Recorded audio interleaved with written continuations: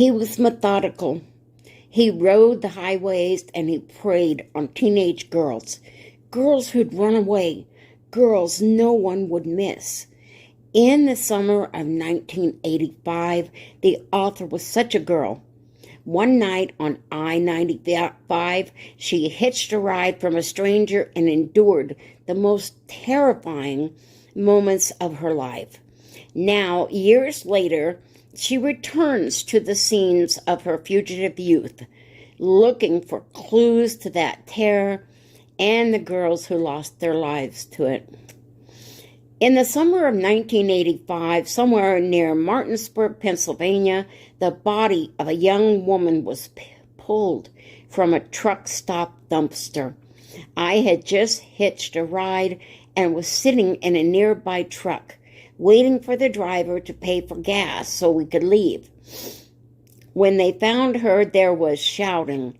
A man from the restaurant ran out and started yelling for everyone to stay away, as a small crowd gathered around the dumpster in the rain. Word filtered back that the dead girl was a teenage hitchhiker. I remember thinking it could be me, since I was also a teenage hitchhiker. Watching the driver of my truck walk back across the wet asphalt, a second thought arose. It could be him. He could be the killer. The driver reached the cab, swung up behind the wheel, and said we should get going. He said he didn't want to get caught up in anything time-consuming, slowing his paperwork. He released the brake. Neither of us said anything about the dead girl. As we pulled away, I looked once more in the side mirror. They were stringing crime tape around the dumpster just as another state trooper rolled into the lot. That ride turned out to be fine. We drove up to Ohio, drinking Diet Coke and listening to Bruce Springsteen. The trucker bought me lunch and didn't even try to have sex with me, which made him a prince in my world. Several days later, though, heading south on I-95 through the Carolinas, I got picked up by another trucker who was not fine. I don't remember much about him except that he was taller and leaner than most truckers and didn't wear jeans or a t-shirt. He wore a cotton button-down with the sleeves rolled neatly up over his bicep and had the cleanest cab I ever saw. He must have seemed okay, or I wouldn't have gotten in the truck with him. Once out on the road, though, he changed. He stopped responding to my questions. His bearing shifted. He grew taller in his seat, and his face muscles relaxed into something both arrogant and blank. Then he started talking about the dead girl in the dumpster and asked me if I'd ever heard of the Laughing Dead Society. We laugh at dead, he told me. A few minutes later, he pulled the truck onto the shoulder of the road by some woods, took out a hunting knife, and told me to get into the back of the cab. I began talking, saying the same things over and over. I said I knew he didn't want to do it. I said it was his choice. I said he could do it in a few minutes. I said it was his choice. I said I wouldn't go to the cops if nothing happened to me, but it was his choice, until he looked at me and I went still. There was going to be no more talking. I knew in my body that it was over. Then he said one word, run.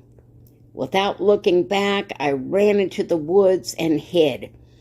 I stayed there until I saw the truck pull onto the interstate. It was getting dark. I was still in shock. So I walked back out to the same road and started hitchhiking south. I never went to the police. and didn't tell anyone for years. This spring, a friend sent a news story link about a serial killer with the subject line, "Is this your guy?" The serial killer's name was Robert Ben Rhodes. Rhodes was a long-haul trucker in jail since 1990 who had recently been convicted of a couple of new cold cases. I didn't recognize him from the initial photos, but as I found pictures of him as a younger man, his face came to seem more familiar. The glasses were the same, the curve of the cheekbone, and something about the expression, particularly the set of the mouth. It had the same neutral arrogance. Rhodes looked like the guy who picked me up, but then Rhodes looked like a lot of guys. He would only have been 39 at the time, and I remember the trucker as an older man with a light brown or graying hair. To a teenager, though, someone pushing 40 is pretty old. I have no fascination with serial killers, so I didn't realize that Rhodes was famous. There are articles, TV episodes, and books on him. Driven to Kill, Roadside Prey, Killer on the Road. And from these sources, I learned that every grim and secret fear I have about the human race is maintained in Robert Ben Rhodes. Rhodes was a sexual sadist. He kidnapped women, tortured and raped them for weeks before killing them. What is known about him in the 1980s is murky. He was involved in the BDSM and swinger scene in his hometown of Houston. He was married. When he was caught, he said that he had been doing this for 15 years, which would put up the onset of his murders back into the 1970s. His trucking logs place him in the area of 50 unsolved murders in the 3 years prior to his arrest alone. While not all 50 cases have been tied to Rhodes, yet Rhodes himself has admitted to only 3 murders. The FBI has strong reason to believe that his peak, he was killing 1 to 3 women a month. Rhodes was first arrested when an Arizona state trooper found a screaming woman named Lisa Pennell chained in the back of his cab. He was charged with kidnapping and assault. What put him away for life, though, was a rape and murder of Regina Walters, a 14-year-old girl from Pasadena, Texas. Rhodes picked her up along with her boyfriend, Ricky Jones. In February of 1990, Jones was promptly killed, and his remains were discovered later in Mississippi. Rhodes kept Regina for at least 2 weeks. He shaved her head and pubic hair, pierced her with fishing hooks, dressed her up in black dress and heels, and photographed her in moments of terror. Then killed her with a garrote made of baling wire, leaving her 100-pound body to decompose in a barn in Illinois off Interstate 70. Behind the tragic elements of Regina's story, like some kind of pentempo, I saw my own like me. She left home with her older boyfriend, also like me. Regina became dependent upon the grace of truck drivers in her weeks with Rhodes. Many drivers saw her, but somehow no alarm was raised. She passed through the world as if she was invisible. In 1985, my biggest problem was sleep. There was no safe way for me to get it. I left home in early January, hitchhiking from New York City with my 21-year-old boyfriend. We had $60 and a Smith & Wesson 5-shot with one bullet in it, which we accidentally fired off in a field in Maryland during a discussion about whether the safety was on. I had a guitar and a knapsack full of souvenirs of my girlhood, notes from friends, earrings, and song lyrics. I was 15. There was talk of me going to live with my dad in Virginia, where I had traditionally spent my summers. By then, though, I had been kicked out of 2 schools for absences and was cutting myself regularly. My emotions were a planet around which I spun like a moon. As I saw it, it didn't matter if I left, because in so many ways I was already gone. On my way out, I destroyed every single picture of me over the age of 12 so that there would be nothing to give to the police. That first night, my boyfriend and I stayed in an abandoned barn in Maryland. It was off the side of the freeway and probably very much like the one Regina Walters was found in. The barn had a loft with wind coming through, broken slats, and was surrounded by the same kind of brown grassy field and frozen mud. Like Regina, I also had a little journal and probably wrote something in it that night. Because it was far too cold to sleep, we were back on the road before dawn, walking down a highway covered in black ice. Shivering in our hoodies, a truck picked us up at daybreak, and I rode in a semi for the first time. Being up high, warm, and looking out over the traffic was a great improvement. The trucker bought us chicken fried steak, chatted amiably, and let us nap in the cab while we drove. While we were asleep, he pulled into a small truck stop, and I woke to his hand down my shirt. I kept my eyes closed, stayed still, then rolled away from him, pretending I was still asleep.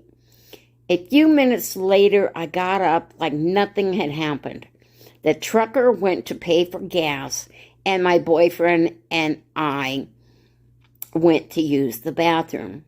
When we came back, the truck was gone, and every reminder of home with it, my guitar, my knapsack, everything except the Smith & Wesson, which we sold later in New Orleans. That first ride was a preview of how it would often go for me with truckers, dodging sex and getting strained. But I learned one crucial lesson. When a truck slows down, you get up.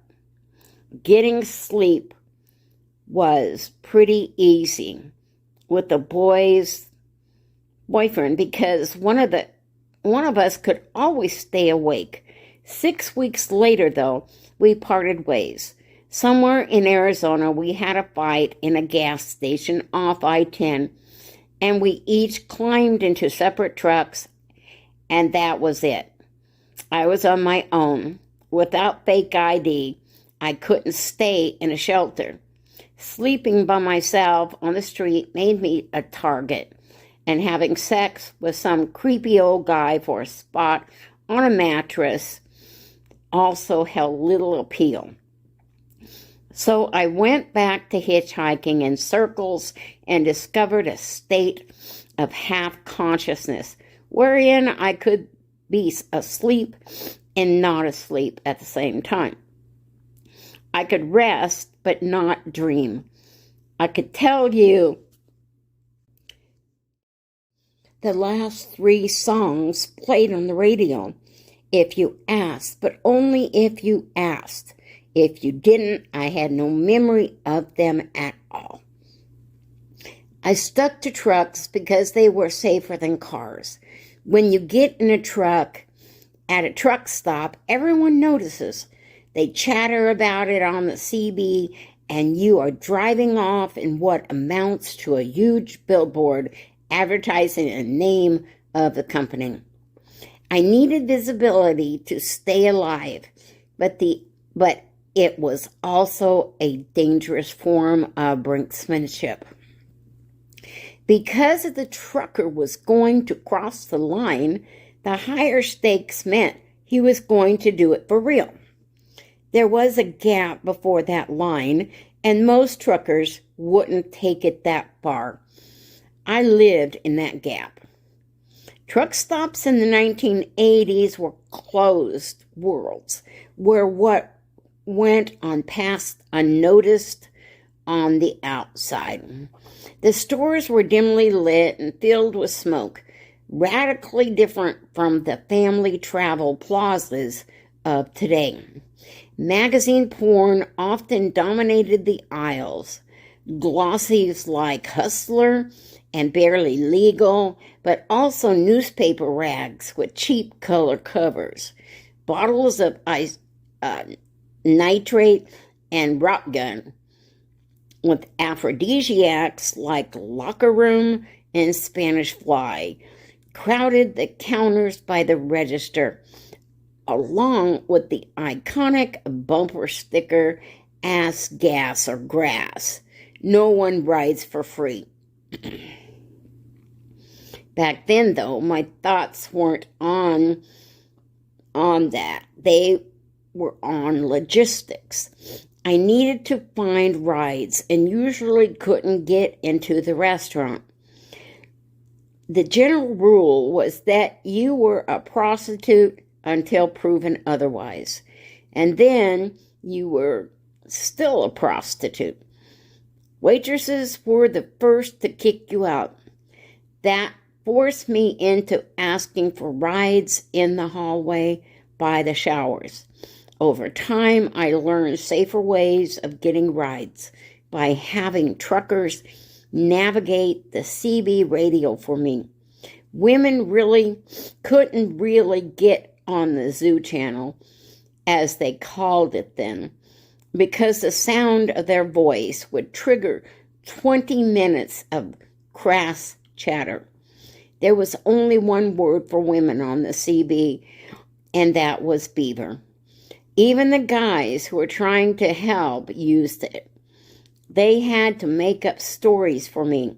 I got a beaver, needs a ride to Flagstaff for her grandma's funeral. Don't want no trouble, come on back. There was always a sick mom or a dead grandparent involved. Through these stories, I jumped from truck to truck, like a lemur on a canopy of trees. I barely saw the ground, even so it wasn't safe to sleep. Adhering to my rule that the only safe truck was a moving truck meant I woke when a truck took an exit. I woke when it slowed for traffic, when it turned, when it downshifted, when it drifted toward the shoulder. I woke. Wearing down from lack of sleep and trying to get a handle on my risk level, I began to work off a 1 to 5 scale of sexually aggressive behavior. 1. You, the driver, keep your urges to yourself. 2. You asked me to have sex and offered to pay. 3. You told me I owed you sex for the ride and chicken fried steak and threatened to drop me off somewhere dangerous. 4. You dropped me off somewhere dangerous. 5. I had to jump when you slowed down because you're going to rape me. Most truckers occupied the middle of the scale. But the trucker who resembled Rhodes didn't have a place on it. Anybody who pulls a knife on you in an enclosed space like a truck is terrifying. But beyond that, it was the man's demeanor that was so chilling. He wasn't nervous, angry, or excited. He was grave and methodical, as if preparing to dress a deer.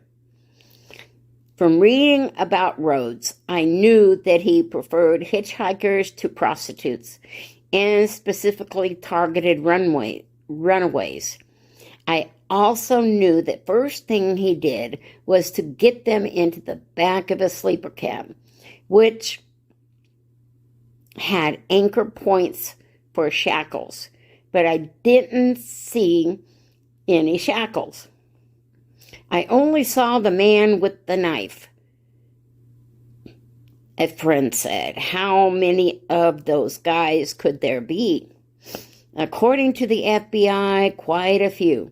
In 2009, the feds went public with a program called the Highway Serial Killing Initiative in response to a rising number of dead bodies found along the interstates. Some of these were women left in dumpsters, narrowing the field to those last seen around truck stops and rest areas. The Bureau counted over 500 bodies, almost all women. Of the 200 people on the suspect list, almost all of them were long-haul truckers. But nobody had to tell me that. People like Rhodes killed people like me and got away with it. Going through the truck stops, I'd heard about women getting their throats slit or strangled. I heard of at least one who got hung up on the meat hook in the back of a refrigerator trailer because a trucker thought she'd given him VD. At night, I listened to the voices of prostitutes on the CB, barely intelligible, between streams of name-calling, "Hello, honey, it's me, Sugar Bear, in Party Row, anyone want to party?" Lot lizards is what truckers called prostitutes who work truck stops, and sincere many drivers don't distinguish between hitchhikers and prostitutes. I was a lot lizard. If we went missing, months could pass before a report was filed, and by then there was little to connect the missing person in one state with the decomposed remains in another. When the Illinois state trooper who was trying to identify the body of Regina Walters, the girl Rhodes left in the barn, put her forensic description out on the national teletype, he was totally unprepared for the response. He requested information on missing Caucasian females aged 13 to 15 years old who had disappeared 6 to 9 months earlier. He got over 900 matches. If there was any way to connect my story to Rhodes, it would be through the body of the girl in the dumpster. Records on her would provide a date and a place that could be checked against Rhodes' trucking logs. To at least one of my questions, was Rhodes my guy? I'd have a clear answer or simple yes or no. I began by Googling things like dead girl truck stop, Martinsburg. Nothing came up, but that wasn't too surprising. Her mother happened 27 years ago and was seemingly pre-internet. I pulled up the map of Martinsburg, Pennsylvania, and that's where things started to get hazy. Martinsburg was nothing but a pinprick, just a dot on a minor route feeding into a mid-sized highway on the outskirts of Altoona, Pennsylvania. Not the sort of place you'd expect to find a busy truck stop. Had I confused the state?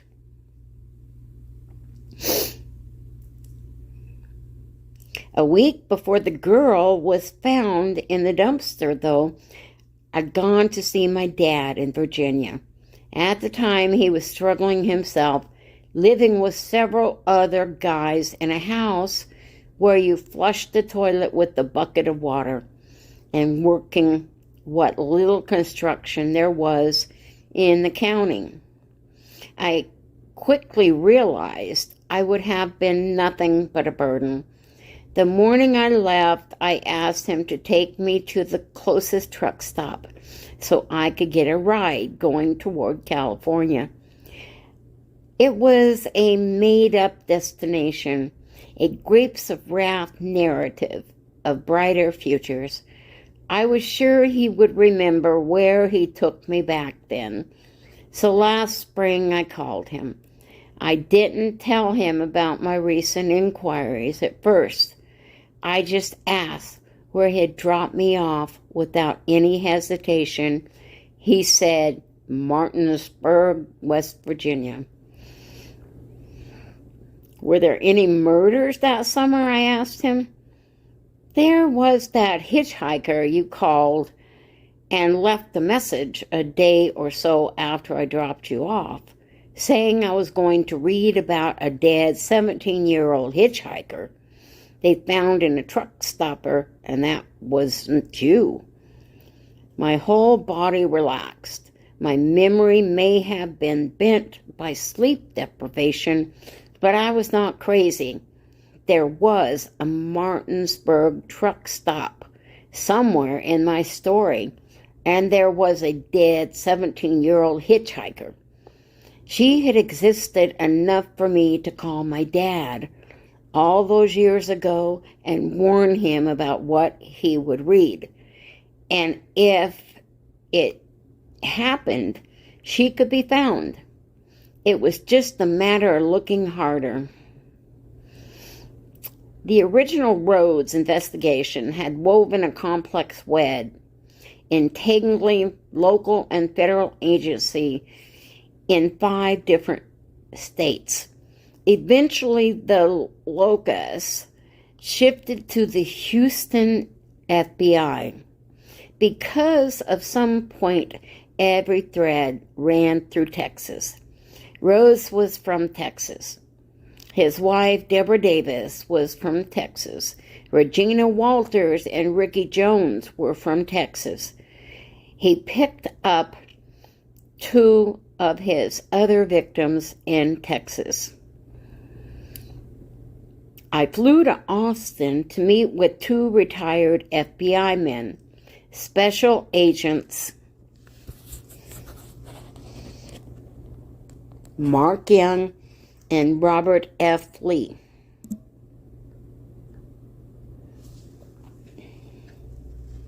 Who'd both worked on the case. Young was a profiler for the Bureau as well as a field agent. Over lunch at a local sushi place, he taught me the difference between a mode of operation and a signature mode. They are more like habits, he said, and can adapt to circumstances or mood. Rhodes, for instance, used guns and ligature strangulation, and probably knives, too. A signature, however, does not change. Sexual sadists, in particular, work off erotic maps, established early on. They get more nuance and elaborate, but the basic topography remains the same. One of Rhodes' signatures was shaving the head and pubic hair of his female victims. Piercing around the breasts, bruising, and other signs of torture were also frequently found. Young, a 6'4" Texan and 3rd-generation lawman, opened his laptop and pulled up a picture of a woman named Shanna Holtz. Only days before Regina Walters was taken, Rhodes had been detained by the police in Houston for the possible sexual assault and kidnapping of Holtz. She had been picked up in a truck stop, shackled into the back of the cab, tortured and raped for weeks. She had escaped when Rhodes pulled into a Houston brewery. I'd always read that she got away because Rhodes forgot to chain her in, but I found out from Young that she had not been shackled when she escaped. Rhodes had told her to sit there and be a good girl. But Holtz, 18 years old, had been on the street since she was 12 by her own account. She had been raped at least 20 times and had already had a baby. She knew how to survive. Whatever the man thought he had broken in her already had been broken and sealed back stronger. She didn't do what he expected. She ran. She brought the police right back to Rhodes' truck and then balked at pressing charges. So they had to let him go. The story was that she was too scared, but I wondered if there was more. I looked at the picture on Young's computer. Shanna was a pretty girl with freckles and blank blue eyes. Her thick red blonde hair had been cropped close to her head with a knife or scissors and was now growing back. With all her freckles, she looked very Irish. Around her neck was a dog chain with a padlock attached to the ring that had been used to restrain her neck. But in the picture, with her inch-long hair and dog collar, she looked like a gutter punk, like any girl you might see in any university district. Young then showed me some photographs of Rhodes in the 1980s that had come from his wife. In one, he relaxed on the grass in a park. The natural light brought his hair closer to the color I remembered, and again, the side view heightened the key similarities. His cheekbone shape, glasses, the expression, but as I had learned from the echo chamber of Martinsburg, memory is strange territory. By now, papers and photography were spread out all over the table, and Young was waiting for me to tell my story. Although I told it more in the preceding weeks than in the past 2 decades, I still wasn't used to doing it, and the nausea still came. One thing I always did, I told Young, was rifle through a trucker's cassette case as soon as we were out on the highway. This gave me a screen behind which to observe drivers when they thought I was distracted. It allowed me to pretend not to hear scary red flag comments so I could act dumb.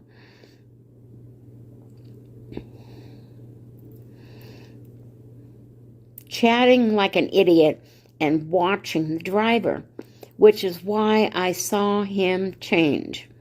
I told Young about the Laughing Dead Society. He never heard the phrase.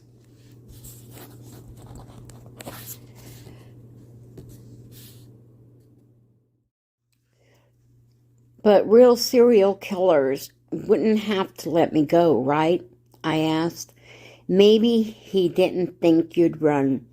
Even at the time, I'd wondered if my running was part of the game. Rhodes was a great lover of games. His favorite book was Games People Play, wherein each social encounter is treated as a transaction or game. One game in the book is called Courtroom. Another is called Beat Me Daddy. Another, Frigid Woman. In that one, driven by penis envy, a woman inner child taunts a man into seducing her so that she can be freed from guilt from her own sadistic fantasies. Games People Play was a Bible for Rhodes. He talked about it frequently and applied its ideas. In a letter to his wife on the subject of psychological games, he wrote, "I always told you there were 3 things you could do: play, pass, or run." The phrase play, pass, run is used twice in the letter. Reading it, I found it hard not to hear the man telling me to run. On the table in front of Young was a snapshot of Regina Walters that hadn't been seen, not very long before she was abducted. In it, she's sitting in the back seat of a car. The sun is coming down on her long hair, and she's laughing.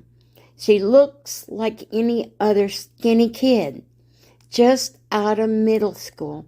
She looks happy. The picture was given to Young by Regina's mom. Initially, agents had disagreed over whether the young girl on Rhodes' film was Regina. It was Agent Young who recognized the small gap in Regina's teeth and noticed that a few freckles were the same place. Young pulled out one last picture and slid it across to me. The photo was a beautiful young girl, possibly Native American. She was on the end of the roll with Regina, he said. She's shown sitting in Rhodes' truck, wearing a green hoodie. Her eyes are pretty closed, as if she was stoned or sleepy. Rhodes must have just picked her up because he hadn't cut her hair yet. It is a glossy, black, and long. No one knows who she is. On the phone, Agent Robert F. Lee was civil and to the point, but not overly warm. I arrived at his door melting into the 100-degree heat. He welcomed me into the spacious living room, tall and square-jawed.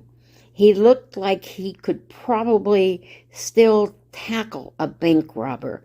Behind him was a shoulder-high pink plastic castle. "Granddaughter," he said. On the couch behind me was a large pillow with the FBI seal. "That's from my old SWAT jacket." He grinned. "They don't use that emblem now. Looks too much like a target." The question of what you do with your old SWAT jacket when you retire had never entered my mind. Clearly the answer is make a throw pillow.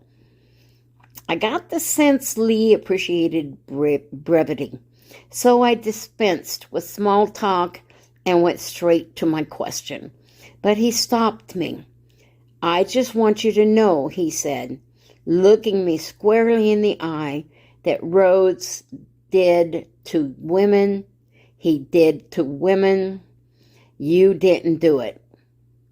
Everything I expected from Bob Lee changed in that moment. I had not told him anyone else how I felt about failing to go to the cops. These were my private feelings. The idea that I might have been responsible for what happened to girls like Regina was devastating, and Lee's directness startled me. It was a raw moment, so I told him the truth, which I had not told others. That I didn't say anything because I didn't think anyone would believe me. "Well," said Lee, sitting back after I finished, You're probably right. Look at Lisa Pennell. Lisa was the woman chained to Rhodes' truck when they arrested him in Arizona. When rescued, she was wearing fuzzy lion slippers, talking secret prisons, and being on a mission to see the president. Just the kind of testimony that makes most detectives stop taking notes, since they're looking at someone who can't stand trial. Her statement was videotaped the night she was freed from the Rhodes truck. Lee still uses the tape when he trains police detectives in interrogation. He shows it and asks what they think is going on. Most say she's a prostitute.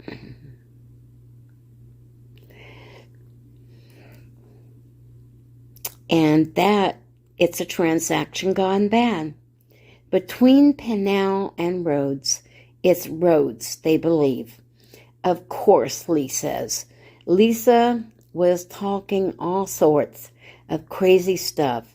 Microchips in her brain, holes in the ozone layer. She was wearing those slippers, but she was telling the truth.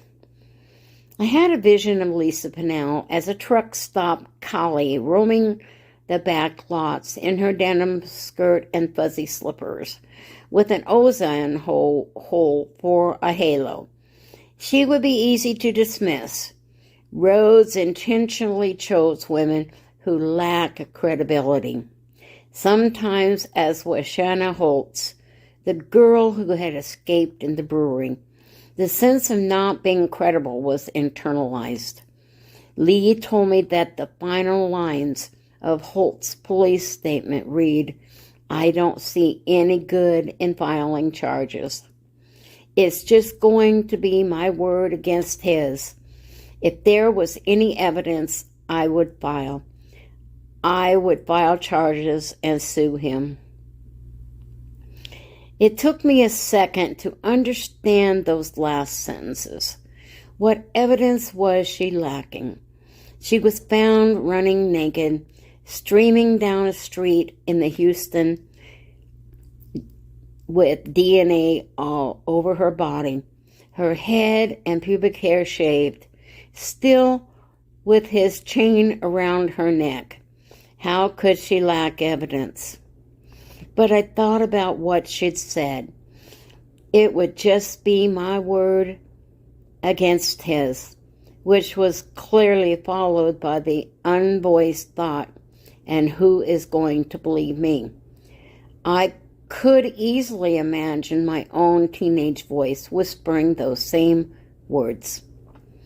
The more I learned about Rhodes, the more I saw parallels between us. It wasn't lost on me that while I was hitchhiking and he was driving, we would both have struggled with some of the same challenges: sleep deprivation and the hypnotic dullness of going through identical locations over and over. A world constructed of boredom and violence. And while I was getting more adept at survival, he was very likely getting more adept at killing.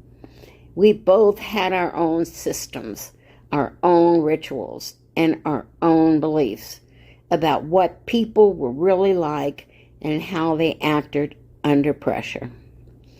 I'd put off writing Rhodes mostly because I didn't want him to write me back. The time had come to do it anyway. Mark Young and Rhodes likes to feel like the experts and that I should ask him to educate me. So while writing my letter, I used permissive language, saying I wanted him to teach me what I did right and what I did wrong. When I was traveling, knowing the capacity of his sadism made this unbearable. Rhodes didn't live a double life as much as he shadowed one. There's a picture of him in leather and chains that floats around the internet. is actually from a Halloween party in Houston where he went as a slave, led on the chain by his wife, who was dressed as a dominatrix. Deborah Davis and Rhodes met in the early 80s at a Houston bar called Chip Kickers. Rhodes was dressed that night as an airline pilot, and it was months before Davis found out he was not one. The remarkable thing is that when she did, she didn't dump him. But Rhodes was cunning and highly charismatic. When the FBI extradited him from Illinois, he was able to get a phone number off a waitress while shackled hand and foot and wearing an orange prison suit. This obviously doesn't recommend the waitress's judgment, but at least some of the credit has to go to Rhodes. I finally got to Davis through Agent Young. He sent me a text just as I was leaving Texas saying that Debbie was ready to talk. I called as soon as I landed. Today, Davis lives in College Station, Texas, and her kids, the product of a previous marriage, are grown. She occasionally speaks on domestic violence at conferences and in classrooms at AM. She tried to put the years with Rhodes behind her, but still gets letters from him sporadically. Sometimes they're threatening, sometimes they're cajoling, but always manipulative. According to her, in the summer of 1985, Rhodes was driving for a trucking company based in Georgia that has an office right on I-95. I ran my story past her. When I got to the part about the sudden switch in his behavior, she got excited. That's him. That's exactly like him, she said. She also said Rhodes often left his gun at home in the beginning and could have used a knife. There were other points that sound like Bob, but these were less empathic, and it was hard to tell what she really thought. It doesn't matter what he says anymore. After all, it's just going to be his word against mine. And who's going to believe him? That's where my fantasy ends.